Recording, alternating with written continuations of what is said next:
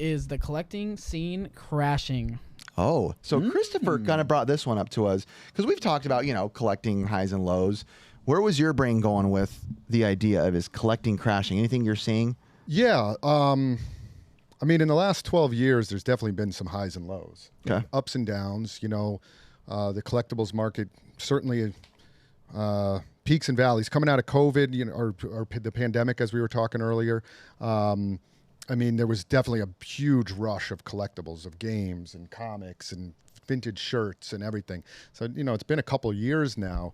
I've noticed just through my stores, which is always a pretty good sign of like when there's a slowdown. Yeah, you have a good gauge running a store. Very good gauge, because I see it first because people trade stuff in, so I'll know when more things are coming in. Yes. And I'll know when there's not as much interest. So I feel like I have a good pulse on it, as any game store owner would. Things have definitely been slow the last just few-ish months. Really? As far as games. Yeah, it has really slowed down. What's slowed down the most? Just everything. Foot traffic, people coming in. Uh-oh. I don't know. Sometimes, a lot of times it could be macroeconomic stuff, which I won't touch on all the stuff going in the world, but there's a sense of like just slowing down for everything. Maybe not just collectibles, but that affects it as well. There were certain categories maybe within the collectibles market, like vintage T-shirts. I mean, out of control during COVID. No, like out of COVID, everybody was selling T-shirts.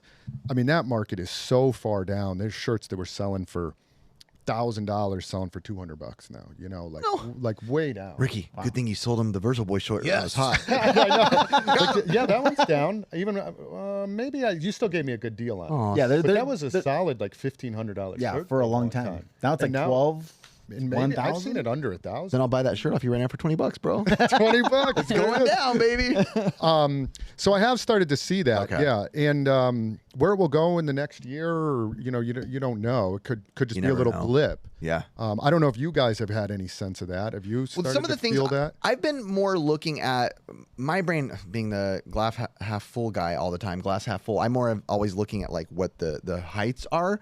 And I noticed for me, you've kind of kept an eye on it. It was like, what was that Nintendo Power Issue that recently, issue 1, sold for 100K. Oh gosh, that's a heritage. It sold for 100,000. 100? And there was one. It was only one. It was a CGC 9.8. And but it's a heritage auction, so you never know. Yep. And then there was also the 9.4 that sold for 40. And then there's one that's 40K? It ended at one on 40 eBay grand.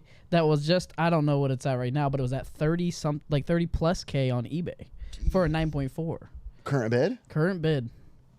Yeah.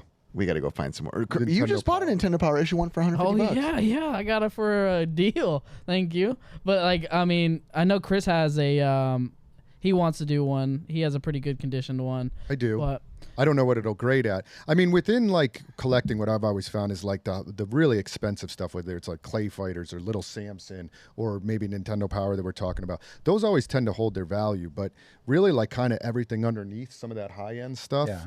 That's where you really might see like a big drop. And what's causing it? I don't think that it's maybe like a lack of interest in gaming. I mean, is it anything to do with like inflation or yeah, price? I think it is. I think it might just be a lot of people squeezed on money. They might not have as much, maybe inflation. Yeah. Unemployment is still good. People aren't out of work. I don't think it's a loss of interest. I think it's just kind of macroeconomics, like people hanging on to cash right now. Like maybe I should slow down on spending. I have myself included. I've kind of been like, maybe I need to hold back on spending so much on stuff. Dang it, Ricky. Just kind of I've been spending more.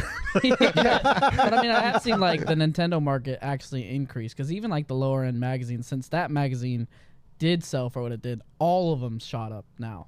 You know what I mean? Even like small increases on like, it's like if it has the insert, then it increases it more. The condition, it increases even that much more. It's just like you see these small growths in certain aspects, but I've seen a lot in the paper side of it. Got it. Like people have been wanting to keep paper. And I know Curtis is trying to hype the market for paper right now because he has so much paper. He's like, please, market, don't go down. I'm telling you right now, I'm going to hold on to my paper for a while. Are you? Because, Speculator. Hey, You're a speculator. 100%. Wow. And it's easy to store. I'm scared of speculating on paper.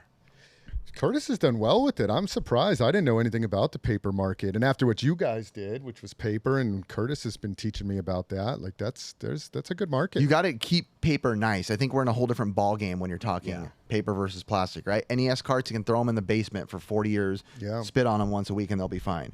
paper, you look at it wrong and it will deteriorate. Yeah, but even And Ben had said, what happened? Well, comics are paper, but I don't know if I'd put in the same categories like what you're collecting. Oh, yeah. Paper, His is like yours is like documents and history Dated and stuff. dated Yeah. and envelopes. Yeah, like I even came across like that, like Windsor Castle they sent for American soldiers, and I'm like, anything that has like a period date to it, I'm stoked about it. have you sold any of that more obscure stuff yet? Besides like the obvious like Nintendo, like people want that, but like the weird obscure stuff. I mean, other than the animation stuff that was like kind of crazy. I mean, for the most part, I've been selling a lot more ticket stubs, like people wanting to like get around to like a Kiss ticket or a Nintendo ticket, something like that, like stuff that just kind of hits the market very rare. I heard there's like this big market that people are going to really start wanting a Rodney Dangerfield animation cell. You're the worst. He bought some and they've been sitting at my house for like a year. And the only reason that it's been at your house is because it has some link to your little toaster. Yeah. Oh, You know yeah, what I yeah, mean? true. And I'm not saying that all physical media. And What's all the that stuff. link to the little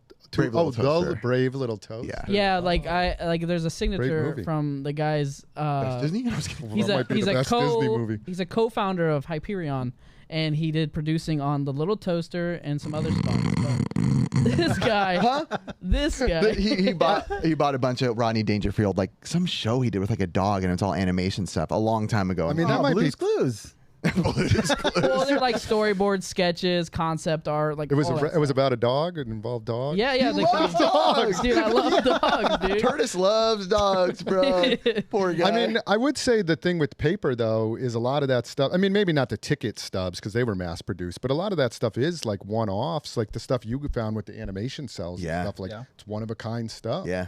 So if you're into it now, finding like a Rodney Dangerfield collector, that might be more challenging. Oh yeah, of course. It's more of an obscure market, but that's the market that I'm trying to play. Because I mean, like I can just store that stuff so much easier than me having like 1,000 toys in a bin, and it's like a bin on top of a bin. It's like this, I could just throw in a little thing, put it in a slip cover, and That is true. on to the next thing. I think media can play huge into, and I think Ricky talked about this in a recent episode about how like when you see certain things on TV, it can kind of give like a resurgence for a lot of people. And I really do think, I don't know how well it did, but the King of Collectibles, the Golden Touch, that yeah. Netflix That show. was such a good. Did you watch it yet? I have, and I've seen clips. I'm following on Instagram, so I think that if that show's doing really well, I mean, stuff does have a ripple effect. Like if enough people watch that, like it truly, we talked about before, got me excited to collect new things. True. The toys that made us literally got me into Hasbro again. So I feel like with that, if that popularity really does, you think for just collectibles in general. I think it will get people Yeah. into collecting. Yeah, and collecting, you know, it comes in waves and cycles, and like people are uninterested in shirts. Yeah. It's not that like vintage shirts are never going to come back. Like give Yeah. it 5 years from now, and everybody might be back into it. Cycle, dude. It's just cycles. Things go, you know, in and out. So I don't know. I'm just sensing a little bit of a lull right now with things in games. I'm And sorry, Chris. You think it's a no, bad? it's okay. I've been through it before. If you need to borrow some money, bro. You think it's a bad time to be like a collector? No. never a bad In fact, it might be a better time because if you are a collector, you want to get things for cheap. So you might see some prices coming down. nobody buy anything. Leave it to us. Don't worry. Let's call it right now. Let's find the next. What's going to be the next hot thing that nobody's expecting, but we're going to call it right now? What is it going to be? Come on. We need to know. Ricky, I mean, what is it going to be? You know I've been hot on audio CDs. I've been buying those. But I already said that waste. one. All right, I got it. Dumb. Yo-yos. Ooh, yo-yos. Dude, that's the worst one. I think You stop it right there, Mr. Collect Paper. Bro, mine's posters for sure. Posters. Ooh, are I'm okay. hot on posters. I do like posters. says I I'm have a hot on ton- posters? I have a I'm ton of hot on posters. posters. No, I have hundreds of them. Do you have a Britney Spears 98? I do. Yeah, you want it? It's $700. Hit me, baby. That actually might be worth a lot of dough if you had a Britney Spears 98. Retro Rick was cracking me up. He was buying a bunch of VHS tape for me at my house the other day, and he was like, you know when you're like trying to be funny, but you want your friends to look to see that you're being funny? I could see that he was looking at a Britney Spears tape and just like going like this on it, like rubbing it. But I purposely acted like I didn't see him. So I could see him just sitting there for like 10 minutes, like, oh my gosh, look over at me, Aaron. And he's over there just rubbing it. Finally, I saw him and he was like, dude, I've been doing this for like 10 minutes. I'm like, I know. I just wanted to watch you do it longer. What about you, Ricky? Call it, bro. All right. Plushies for sure. Plushies. He owns like a bazillion. Easy there, Beanie Babies. We saw. Oh my God! Yeah, he's hot on the Beanie Babies, man. No, Bring it back. Ricky, how much is that Donkey Kong right there? Show the audience. I I don't know. I paid for this, and I think I paid like a lot for. I paid How much, bro? $150 Just for say it. I paid $150 for both, but And those are pretty unique. they're weird. They're unique. I like this kind of stuff. Even how about the one that you found at the market, the Mario, Which one? the Christmas Mario? Yeah. Oh yeah, I got a Christmas Mario for super cheap and didn't know anything about it. Even the store owner was like, "I don't want to sell it. I don't know anything about it." And I was like, "He's like, well, just make me an offer." I'm like, "Oh, $20." I thought it was bootleg, and I went home. I'm like, "Oh shoot, it's like $120." And I have seen a lot more people buying plushies like at me. the flea market. Maybe it's just you. Like, where's all the plushies? Oh, some guy's been coming through. Some dude with a Mexican accent got them all. Give me your best. If I'm a vendor right now, and you're trying to buy a plushie off me, how do you say it, bro? Right? Hola. Hola, ¿cómo está? ¿Cuánto por este pedazo de caca? Caca?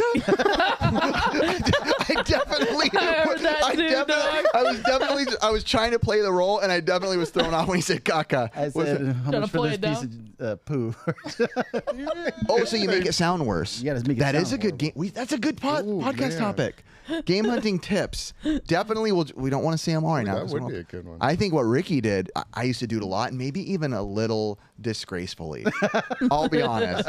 I could be holding like this is early YouTube before Pixel Game Squad. Like I'd find a game I know is like $60, and I'd purposely call it like a piece of junk.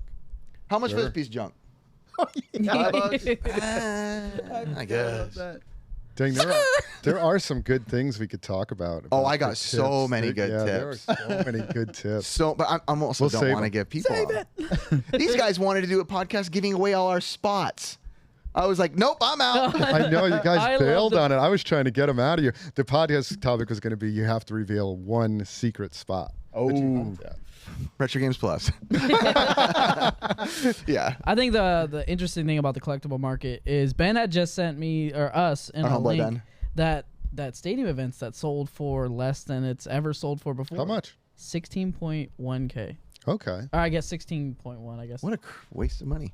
Dang, I normally had it an sells for oppor- 20,000. I had an opportunity to buy one years ago How for much? $9, and I didn't. Because at the time, whenever, you're always like, if somebody came to you and was like, hey, you want to buy this for 16? Yeah. I'd be like, dang, that's a lot of dough. 9 was a lot of dough 10 years ago. We said no to Samson for 70. $70? Yeah.